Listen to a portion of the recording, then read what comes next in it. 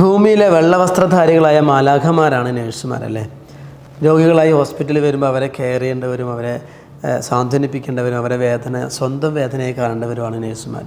എന്നാൽ നഴ്സിംഗ് കോളേജിൽ നഴ്സിങ്ങിന് പഠിക്കുന്ന വിദ്യാർത്ഥികൾ ചെയ്ത ക്രൂരതകൾ കണ്ടാൽ ഇനി ഈ ലോകത്ത് ഇത്തരം മാലാഖമാരുണ്ടോ എന്ന് പോലും സംശയിക്കേണ്ടിയിരിക്കുകയാണ്.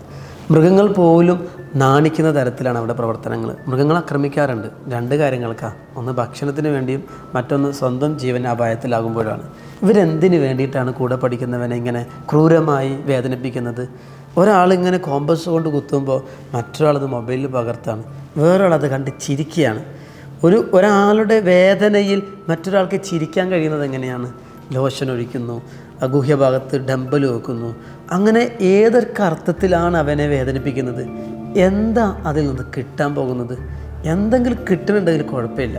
അപ്പോൾ എന്തുകൊണ്ടാണ് നമ്മളെ ചെറുപ്പക്കാരൊക്കെ ഇങ്ങനെ മാറുന്നത്? എല്ലാവരും മാറി നല്ലോട്ട് ഞാൻ പറയണത്. പക്ഷേ വയനാട്ടിൽ നിന്ന് ഒരാൾ, മലപ്പുറത്ത് നിന്ന് ഒരാൾ, പല സ്ഥലങ്ങളിൽ നിന്നും ഒരു സ്ഥലത്തേക്ക് പഠിക്കാൻ വേണ്ടി വരുമ്പോൾ അവരൊക്കെ എങ്ങനെ ഈ ഒരു മാനസികാവസ്ഥയിലേക്ക് എത്തുന്നത്?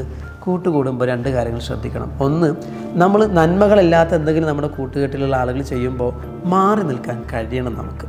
ഇതിലെല്ലാവരും ചിലപ്പോൾ ഇതിൽ തെറ്റുകാരാവണമെന്നില്ല. ഒരാളായിരിക്കാം ഇതിന് നേതൃത്വം കൊടുക്കുന്നത്, എല്ലാവരും അതിൻ്റെ ഭാഗമായതായിരിക്കാം.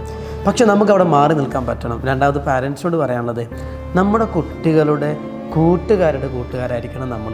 നമ്മുടെ കുട്ടികളുടെ കൂട്ടുകെട്ടിനെ കുറിച്ച് നമ്മൾ അറിയണം, അവരുടെ കൂട്ടുകാരെ കുറിച്ച് നമ്മൾ അറിയണം. പെട്ടുപോകുന്ന ഒരുപാട് ആളുകളുണ്ട്. ഞാൻ ന്യായീകരിക്കല്ല. ഇത്തരം ചെയ്തികൾ ചെയ്യുന്ന ആളുകൾക്ക് ഏറ്റവും കടുത്ത ശിക്ഷകൾ തന്നെ നൽകണം.